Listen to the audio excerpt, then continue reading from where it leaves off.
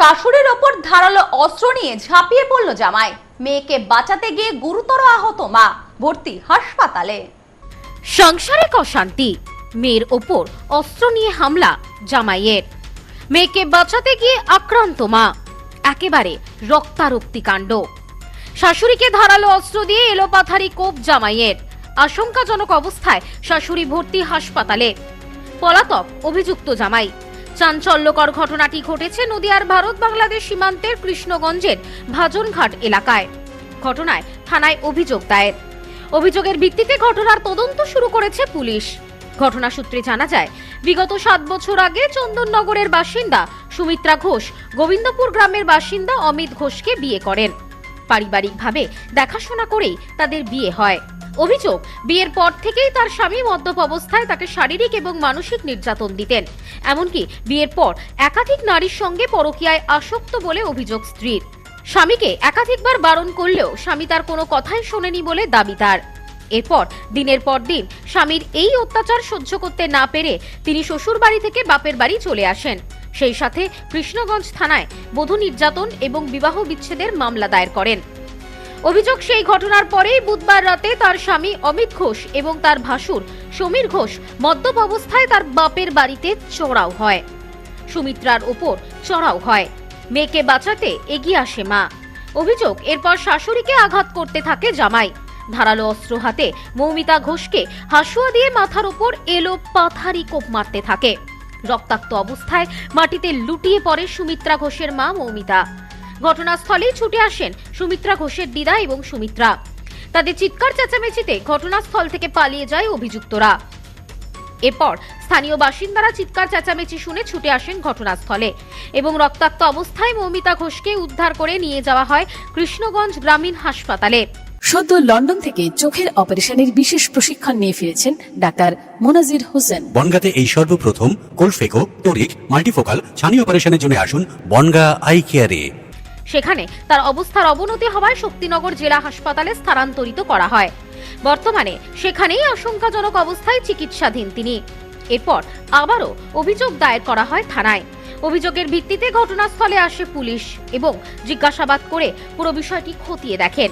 এটা মেয়ে জামাইকে কুপিয়েছে, বাথরুমের ভিতরে নিয়েছিল, বাথরুমতে বেরোতে আর দরজা যেই খুলেছে একেবারে কুপানো। দুই ভাইকে কুপিয়েছে।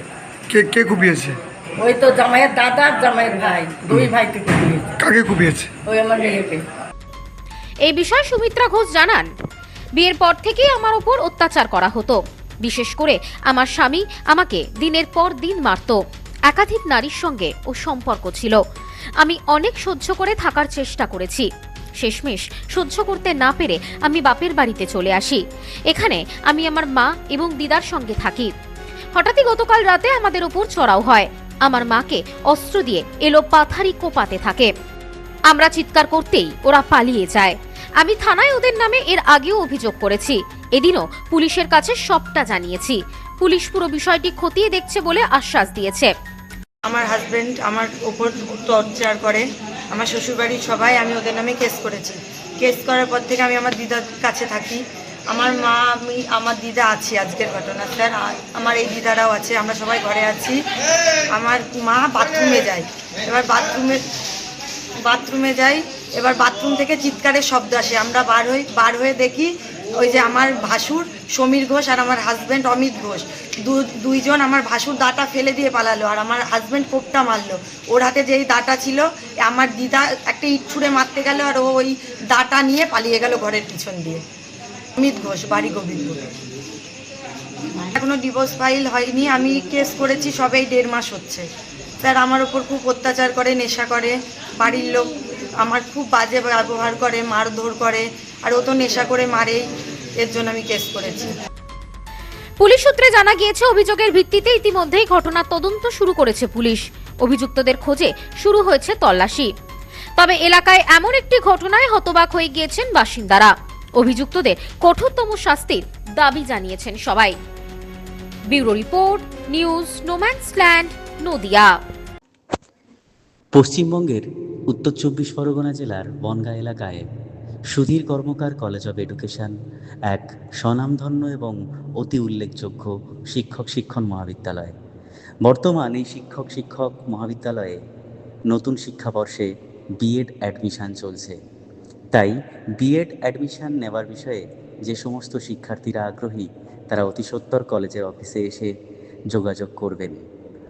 আমাদের কলেজের ঠিকানা গোপালনগর, চরচালকি, বনগাঁ, উত্তর 24 পরগনা।